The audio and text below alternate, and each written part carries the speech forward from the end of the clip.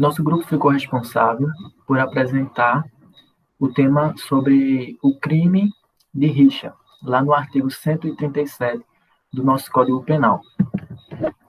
E o primeiro de tudo, nós temos que analisar a estrutura do tipo penal incriminador. Lá em sua redação, no artigo 187, nós lemos o seguinte: participar de rixa, salvo para separar os contendores. Nesse sentido, nós observamos que o tipo penal é um tipo penal aberto, já que o legislador não deixou claro no texto o que significaria a rixa. Dessa forma, o juiz fica responsável por caracterizar o crime em cada tipo penal que ele achar necessário nos casos práticos. Bom, é importante também notarmos a elementar objetiva desse tipo penal. A elementar é o verbo, como nós sabemos. E aqui no artigo 137, nós temos o verbo participar. Essa elementar objetiva faz com que aquele que participar já estará cometendo o crime de rixa. Ou seja, a consumação do crime se dá meramente pela sua participação. Vale ressaltar também na quantidade dos sujeitos, ou seja, precisa-se ter 3 ou mais sujeitos para se enquadrar o crime como um crime de rixa. Se houver apenas 2 pessoas brigando, nós vamos considerar essa briga como uma briga comum e, eventualmente, o crime não será de rixa, poderá ser de lesão corporal. Então, é necessário que, para se caracterizar um crime de rixa, haja 3 ou mais pessoas. Bom, essas pessoas devem estar em uma confusão generalizada, com agressões mútuas entre si. Nesse sentido, não pode apenas um sujeito ficar na defensiva. Deve haver agressões mútuas entre os sujeitos que estão participando desse crime. Também vale ressaltar que não deve haver uma atuação passiva, ou seja, 3 pessoas se juntar para bater em uma pessoa. Isso não se caracteriza como rixa, mas sim uma eventual também lesão corporal, uma vez que há uma atuação unicamente de um sujeito de forma passiva, e isso não é característica do crime de rixa. É importante também notar que as agressões elas são surgidas de um improviso, ou seja, no momento do motim, no momento da agonia, da briga, as pessoas normalmente utilizam o que estiver ali ao seu alcance. Pode ser a mão, o pé, para agredir outra pessoa, uma garrafa de vidro, ou algum objeto que estiver ali ao seu alcance. Bom, vale também, por último, ressaltar que o crime ele é um crime de perigo com resultado danoso, porque ele coloca terceiros em risco, né? Terceiros que não têm nada a ver com a rixa, entram em risco por estarem ali nas proximidades. E o resultado danoso entre os próprios indivíduos, que colocam a integridade física deles mesmos sendo aí objeto de resultado danoso.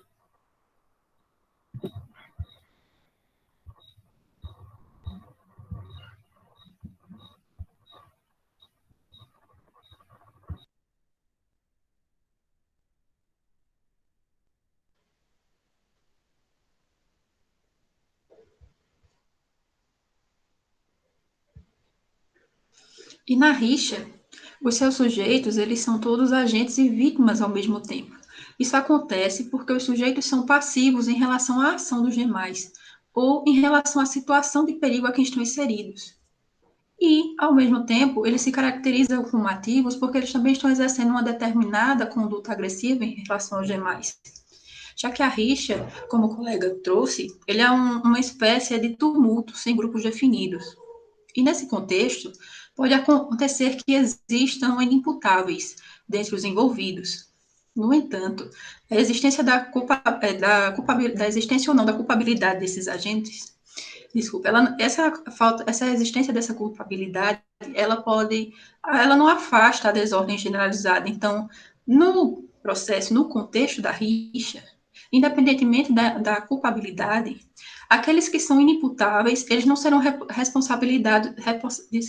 não serão responsabilizados pelo delito, ainda que sejam computados. No entanto, serão responsabilizados todos os imputáveis na ação.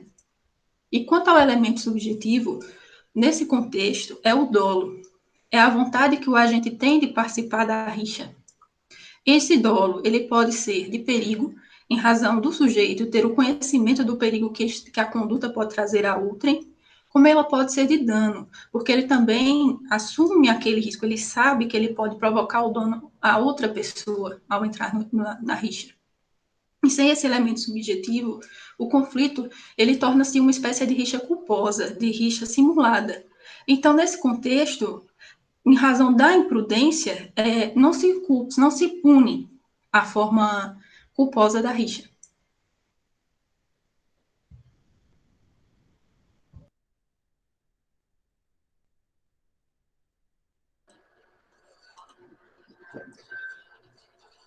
Bem, tratando agora do objeto jurídico e do objeto material. Adiante.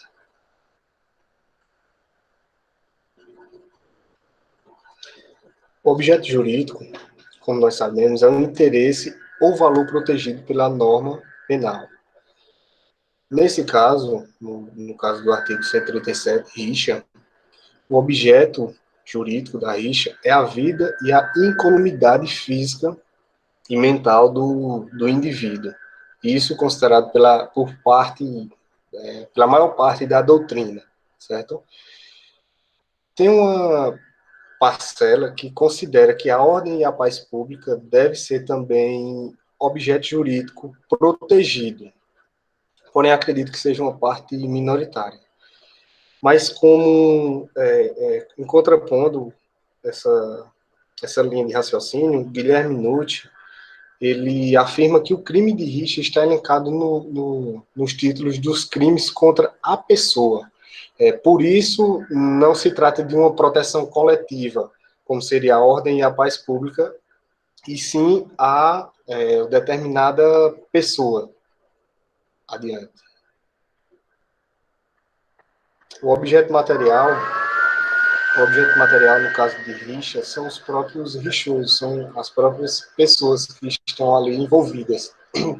Como a gente está vendo aí a figura de três pessoas, três indivíduos batendo um no outro, a rixa, o objeto material é o próprio rixoso, são as pessoas envolvidas.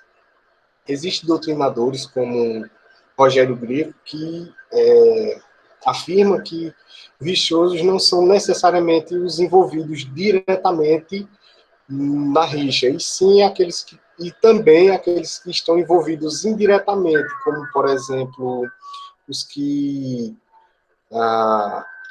incitam a rixa e os que disponibilizam tacos de beisebol, o que quer que seja, para acontecer aquele tumulto.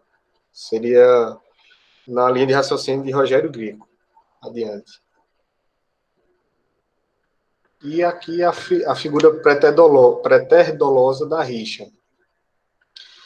A figura preterdolosa só acontece quando há o resultado qualificador, ou seja, a lesão corporal grave ou a morte de forma culposa, certo?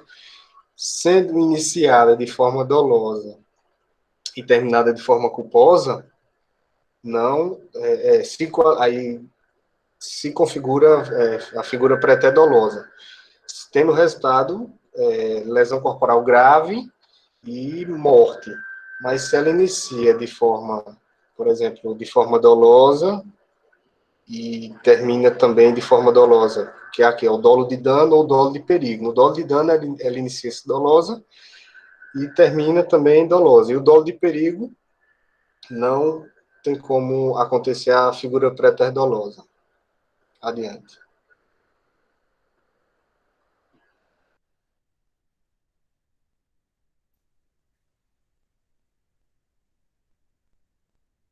Oi, meu nome é Marcelo, eu vou falar um pouco sobre a classificação do crime da rixa. Primeiramente, vamos classificar em relação ao sujeito ativo.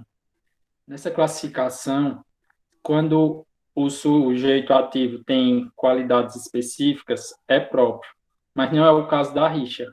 A rixa, o sujeito pode ser qualquer pessoa. Aí, por isso, a rixa é classificada como um crime comum. Uma segunda classificação é quanto às pessoas que vão participar do crime. Aqui pode ser tanto unissubjetivo, que é quando só é uma pessoa, mas não é o caso da rixa. A rixa é plurissubjetivo. Sempre tem que ter várias pessoas. Aqui é interessante falar que é pelo menos 3 pessoas, mas isso não está expresso na lei. E é pela doutrina que entende que é 3 pessoas, pelo menos, porque quando a lei quis dizer que era pelo menos 2 ou pelo menos 4, falou expressamente. Aí, como não falou expressamente, aí os doutrinadores são pacíficos a entender que é pelo menos 3 pessoas. E dentre essas 3 pessoas, basta que um seja imputável. Os outros podem até ser menores. Por ser um crime plurissubjetivo, também pode ser chamado de concurso necessário, porque não pode ser cometido apenas por uma pessoa. Uma terceira classificação é em relação a o crime admitir ou não a forma culposa. No caso da rixa, não admite. A questão de admitir ou não a forma culposa é que a regra geral é não admitir e a específica, a exceção, é admitir. A rixa vai seguir a regra geral e não vai admitir a rixa culposa. Por isso, é um crime doloso, já que não tem a forma culposa. Uma quarta classificação diz respeito a quem vai ser o titular da ação. Existem basicamente 3 tipos. Uma é a privada, que é quando a própria vítima vai ser o titular da ação. Outro é a pública, condicionada à representação, que é quando é o MP que é o titular, mas também tem o auxílio da representação do ofendido. E tem a terceira, que é o que a rixa se enquadra, que é o crime de ação pública incondicionada, que é quando o próprio MP vai ser o titular da ação, e não precisa que a vítima concorde ou não. Aqui o MP tem autonomia para entrar com a ação de crime de rixa. Uma outra classificação diz respeito a ter uma ação ou uma omissão. Como está aí no slide, é crime comissivo geralmente. Por quê? Porque a regra é que exige uma ação, mas há um caso específico em que admite a forma omissiva. É quando alguma pessoa ela tem o dever jurídico de agir e não age. Um exemplo, um policial vê algumas pessoas cometendo o crime de rixa e não faz nada, ficou omisso. Nesse caso, o policial tinha o dever de agir e não agiu. Dessa maneira, ele vai ser processado pelo crime de rixa. Uma sexta classificação é em relação ao tempo quanto ao resultado. No caso da rixa, ela é um momento exato, ou seja, não se prolonga no tempo. Uma outra classificação que há também é quanto à conduta poder ser fracionada. Nesse caso, a rixa, dependendo do tipo, pode sim ser fracionada. E aqui cabe falar sobre a questão da rixa tentada. A tentativa é quando o crime não se consuma por questões alheias à sua vontade.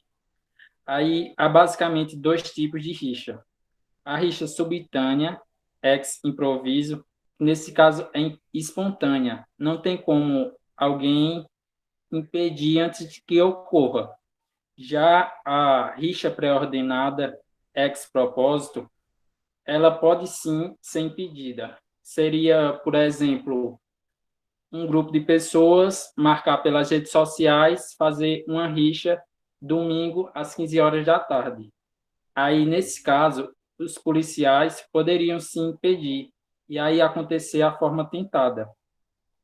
E como qualquer outro crime, a forma tentada há uma minorante de 1 a 2 terços, com base na pena do crime consumado, conforme o artigo 14, parágrafo único do CP. A última classificação que eu gostaria aqui de destacar é em relação a ser um crime de menor potencial ofensivo. Essa última classificação basicamente diz respeito à quantidade da pena. Como aqui é uma pena pequena, aí vai se enquadrar no crime de menor potencial ofensivo, porque a pena máxima abstrata não é superior a 2 anos. Aqui cabe eu ler o artigo 137 com seu parágrafo único. Artigo 137. Participar de rixa, salvo para separar os contendores. Pena, detenção de 15 dias a 2 meses ou multa. Parágrafo único. Se ocorre morte ou lesão corporal de natureza grave, aplica-se, pelo fato da participação na rixa, a pena de detenção de 6 meses a 2 anos. Então, como foi visto aqui, tanto a rixa que está no caput tem uma pena máxima de 2 meses, e a rixa qualificada que está no parágrafo único, a pena máxima é de 2 anos. Por isso, tanto a rixa do caput como a rixa qualificada se encaixam em crime de menor potencial ofensivo, porque não é superior a 2 anos. Bom, essas foram algumas das classificações que existem sobre as rixas, mas dependendo do doutrinador, pode ser que encontre outras classificações. Eu agradeço e passo a palavra.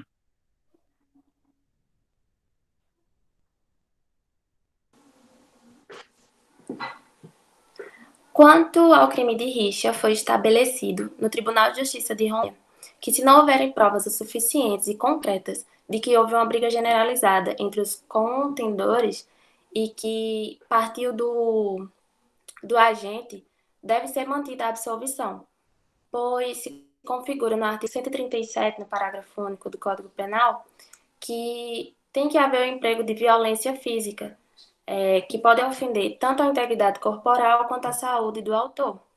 Dessa forma, o dolo específico desse crime se caracteriza pela intenção de agredir demais contendores, exteriorizado de forma inicial pelo agente. A rixa ela é caracterizada por uma confusão generalizada. Dessa forma, quando algumas pessoas se envolvem para agredir outras e ambos terminam devidamente feridos. Exige o elemento subjetivo, que é o dolo específico, pois muitas pessoas às vezes entram no meio dessas confusões não para participar delas, mas sim para tentar apartar as pessoas que estão brigando. Como é um crime doloso, é essencial a demanda do elemento subjetivo específico, com a vontade de tomar parte da briga, batendo e levando o que for necessário.